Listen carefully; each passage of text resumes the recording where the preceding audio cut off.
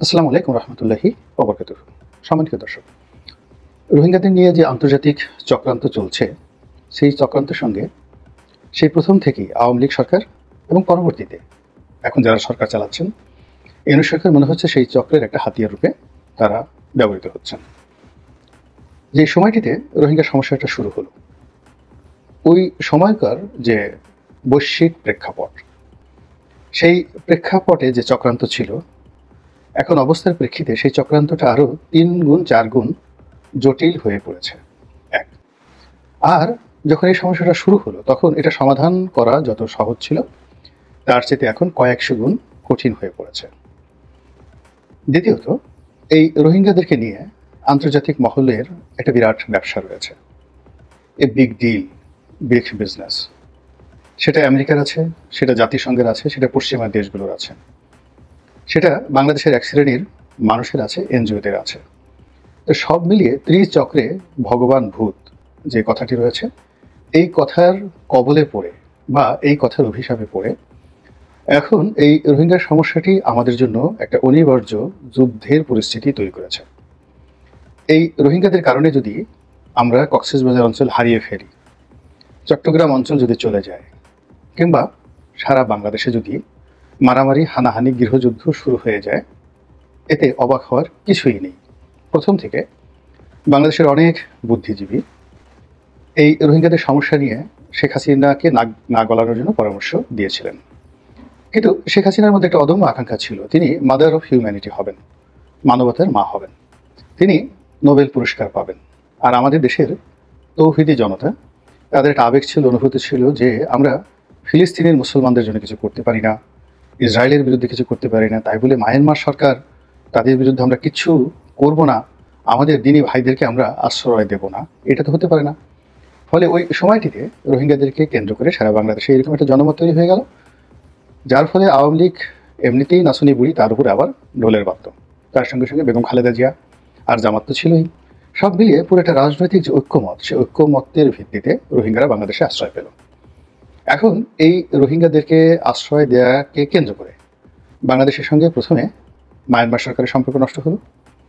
এরপর এই বাংলাদেশকে নিয়ে ভারত খেলার সুযোগ পেল, চীন খেলার সুযোগ পেল। কারণ হলো রোহিঙ্গারা যে এলাকা থেকে বাংলাদেশে এসেছিল, ওই সময়টাতে মায়ানমারের যে রাজনৈতিক পরিস্থিতি, তাতে আরাকান রাজ্যটি কেন্দ্রীয় সরকারের অধীন ছিল, এবং সেখানে যে জাতিগত দাঙ্গা, অর্থাৎ বৌদ্ধদের সঙ্গে মুসলমানদের, বৌদ্ধ ভিক্ষুদের সঙ্গে রোহিঙ্গাদের এই সংঘাতটা ছিল। এবং সেখানে এই রোহিঙ্গাদের মধ্যে একটা গ্রুপ মায়ানমারের একটি সেনা চৌকিতে, অর্থাৎ একটা সেনা ক্যাম্পে আক্রমণ চালায়, সশস্ত্র আক্রমণ চালায়, এবং তার প্রেক্ষিতে মায়ানমারের সেনাবাহিনী সেখানে রোহিঙ্গাদের উপর নির্বিচারে একেবারে গণহত্যা চালানো শুরু করে দেয়। তার প্রেক্ষিতে বাংলাদেশে আসা শুরু হয়। তো তখন যে পরিস্থিতি ছিল এখন সেটা নেই। এখন ওই এলাকাতে মায়ানমারের কেন্দ্রীয় সরকারের 1% সেখানে নিয়ন্ত্রণ নেই। পুরো এলাকা নিয়ন্ত্রণ করছে এখন আরাকান আর্মি। আরাকান আর্মি একটা সময় বাংলাদেশের সঙ্গে সম্পর্ক রক্ষার জন্য এবং বাংলাদেশ সেনাবাহিনীর সাহায্যের জন্য তারা রীতিমতো হাত পেতেছিলেন, এবং তারা আকুতি জানিয়েছিলেন যে এই সময়টিতে তাদেরকে যদি লজিস্টিক সাপোর্ট দেওয়া হয়, তাহলে এই 12 লাখ রোহিঙ্গা তারা বাংলাদেশ থেকে তারা নিয়ে যাবে। কিন্তু আমাদের দেশের পক্ষ থেকে তখন কোনো অবস্থাতেই আমরা আরাকান আর্মির সঙ্গে সম্পর্ক স্থাপন করতে পারিনি। কারণটা ছিল মূলত ভারত এবং মায়ানমার। ওখানে ভারতের একটা প্রকল্প ছিল, কালাধান প্রকল্প। সেই প্রকল্পে ভারতের বিশাল বিনিয়োগ, এবং সেই বিনিয়োগের জন্য মায়ানমারের যে কেন্দ্রীয় সরকার, জান্তা সরকার, তাদের সঙ্গে ভারতের একটা সম্পর্ক ভালো ছিল। আর শেখ হাসিনার সঙ্গে ভারত সরকারের সম্পর্ক থাকার কারণে আমরা ওই সময় আরাকান আর্মিকে সহযোগিতা করতে পারিনি।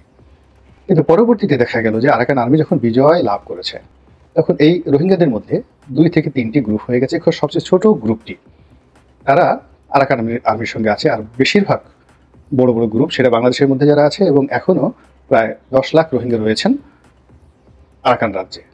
তো সেখানে এই 10 লাখ রোহিঙ্গাদের একটা বিরাট অংশ কেন্দ্রীয় সরকারের, অর্থাৎ মায়ানমার জান্তা সরকারের অস্ত্র শস্ত্রে সজ্জিত হয়ে তারা এখন আরাকান আর্মির সঙ্গে যুদ্ধ করছে। এবং এই যুদ্ধ করতে গিয়ে তারা বেশিরভাগ ক্ষেত্রে বাংলাদেশকে করিডোর হিসেবে ব্যবহার করছে, এবং আমাদের দেশের যে ক্ষেত্রগুলো রয়েছে, মানে আমাদের দেশের যে রোহিঙ্গাদের আবাসস্থলগুলো রয়েছে, ক্যাম্পগুলো রয়েছে, এইগুলো আরাকান আর্মির টার্গেটে পরিণত হয়ে গেছে। অন্যদিকে আরাকান আর্মির সঙ্গে চীনের একটা সমঝোতা হয়ে গেছে। আবার এই আরাকান আর্মিকে কেন্দ্র করে এদেরকে মদত দিয়ে জাতিসংঘ এখানে একটা সেফ জোন প্রতিষ্ঠা করতে চাচ্ছে। এবং সেফ জোন যদি প্রতিষ্ঠা করতে চায় তাহলে এখন যেখানে 12 লাখ রোহিঙ্গা রয়েছে এই এলাকা, সেই এলাকার সঙ্গে সঙ্গে কুতুবদিয়া, মহেশখালী, কক্সবাজার, টেকনাফ, উখিয়া, সেন্ট মার্টিন এবং আরাকান রাজ্য, এই টোটাল এলাকাকে যদি জাতিসংঘ সেফ জোন ঘোষণা করে এবং সেখানে তারা যদি শান্তিরক্ষী বাহিনী মোতায়েন করে তাহলে চীনকে একটা উপযুক্ত শিক্ষা দেওয়া হয় এবং এই খেলা জাতিসংঘ খেলছে। দুর্ভাগ্যজনক হলেও সত্যি যে আমরা এখন এই বর্তমান ডক্টর মোহাম্মদ ইউনূস সরকার রাজনীতির এই কূটচালের মধ্যে জড়িয়ে গেছেন। তিনি রোহিঙ্গা বিষয়ক একজন এক্সপার্ট হাই অফিসিয়াল নিয়োগ করেছেন, রোহিঙ্গাদের এই বিষয়াদি যিনি দেখবেন। আমি তার কথাবার্তা শুনেছি, ভালো ইংরেজি বলেন, কিন্তু রোহিঙ্গাদের যে সমস্যা প্লাস বাংলাদেশের রাজনীতির যে সমস্যা এবং এটা কিভাবে সমাধান করা হবে, আমি তার বডি ল্যাঙ্গুয়েজ, তার কথা এবং তার অ্যাটিটিউডে আমি এই জিনিসটি বুঝতে পারিনি।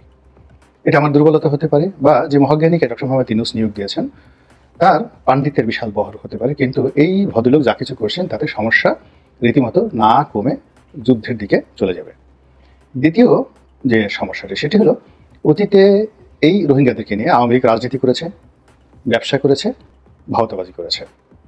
অর্থাৎ এখানে রোহিঙ্গাদেরকে সাহায্য করার নামে বিদেশ থেকে অর্থ এসেছে, আওয়ামী লীগ মাইন্ডেড এনজিওরা সে অর্থ লোপাট করেছে, সরকারের জিওবি যে ফান্ড রয়েছে সেই ফান্ড থেকে এখানে টাকা দেওয়া হয়েছে, সেখানে লুটপাট হয়েছে এবং সেখানে এ যাবৎকালে 50,000 কোটি টাকার মতো টাকা দেওয়া হয়েছে বলে আমরা শুনেছি। এখন যিনি পরিকল্পনা মন্ত্রী রয়েছেন দায়িত্বে, ডক্টর ওয়াহিদুদ্দিন মাহমুদ, তিনি এই ব্যাপারে ভালো বলতে পারবেন। এই টাকার একটা বিরাট অংশ লুটপাট হয়েছে।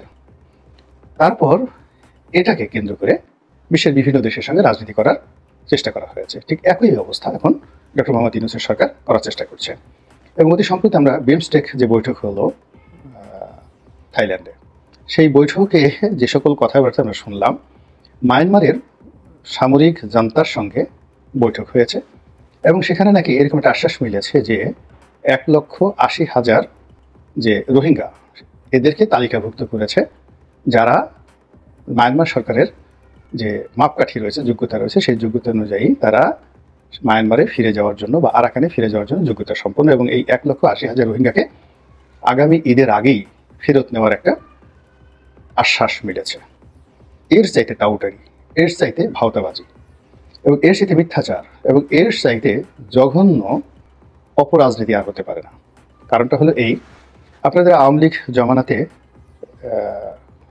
সচেতন ছিলেন এবং ওই সময়টিতে যখন পুরো আরাকান এলাকাটাতে একছত্র আধিপত্য ছিল, তখন জাতিসংঘ, মায়ানমারের মানে নেপিদো সরকার এবং বাংলাদেশ সেনাবাহিনী, একই সঙ্গে বাংলাদেশ আওয়ামী লীগের সরকার, তারা সম্মিলিতভাবে তালিকা তৈরি করেছিল এবং সেই তালিকাতেও ঠিক এরকম 1,20,000, 1,80,000 বা 2 লক্ষ রোহিঙ্গাদেরকে তারা প্রাথমিকভাবে ওখানে নিয়ে যাওয়ার চেষ্টা করেছিলেন এবং সেখানে জাতিসংঘের তত্ত্বাবধানে অনেকগুলো আশ্রয় কেন্দ্র পর্যন্ত তারা নির্মাণ করেছিলেন এবং কিছু সংখ্যক রোহিঙ্গাকে সেখানে নিয়ে যাওয়া হয়েছিল, পরে তারা আবার সেখান থেকে ফিরে এসেছে। কারণ হলো রোহিঙ্গারা সেখানে যে সুযোগ সুবিধা পাচ্ছিল জাতিসংঘ থেকে, তার সাথে বাংলাদেশে থাকে তাদের সুযোগ সুবিধা বেশি হয়েছিল, ফলে সেই প্রকল্প আর এগোয়নি। তো কাজী এই 1,80,000 তালিকাভুক্তির যে সংবাদটি আমরা শুনতে পাচ্ছি, এটি এ জমানার গল্প নয়, এটি আগের জমানার গল্প অথবা বাস্তব অথবা frame work. This is one. Second thing হলো যে এই মুহূর্তে আরাকান আর্মির হাতে যেহেতু আরাকান রাজ্য, কাজেই মায়ানমারের নেপিদো সরকার এখান থেকে তাদেরকে নিয়ে যেতে পারে রেঙ্গুন শহরে। এটি পূবের চাঁদ পশ্চিম উঠে গেল সম্ভব নয় এবং ওই সরকার যেখানে তাদের হাজার হাজার সৈন্য এখন আরাকান আর্মির হাতে বন্দী, অনেক কেন্দ্রীয় সরকারের সৈন্যরা বাংলাদেশে এসে পালিয়েছে, আবার আমরা তাদেরকে জাহাজ যুগে রেঙ্গুনে পাঠিয়ে দিয়েছি। তো সেখানে সেই সরকারের লোকদের সাথে আরাকান রাজ্যে রোহিঙ্গাদেরকে ফেরত পাঠানোর যে আলাপ আলোচনা, এর চাইতে নির্বুদ্ধিতা আর কি হতে পারে। আর এই কথায় আমরা যারা লাফাচ্ছি, উল্লসিত হচ্ছি এবং বর্তমান সরকারকে জাতীয় বীর বা বীরত্বের সরকার হিসেবে আমরা আখ্যায়িত করার চেষ্টা করছি, আমরা মূলত নিজেদের নফস, নিজেদের বুদ্ধি বিবেকের উপর জুলুম করছি, অত্যাচার করছি এবং এইভাবে অত্যাচার করতে করতে একটা সময় আমরা এত বোকার জাতিতে পরিণত হয়ে যাব যে সাধারণ ভালো মন্দ পার্থক্য করার ক্ষমতা আমাদের থাকবে না। মহান আল্লাহ আমাদেরকে সেই বিপদ এবং বিপত্তি থেকে রক্ষা করুন, হেফাজত করুন। আসসালামু আলাইকুম ওয়া রাহমাতুল্লাহি ওয়া বারাকাতুহু।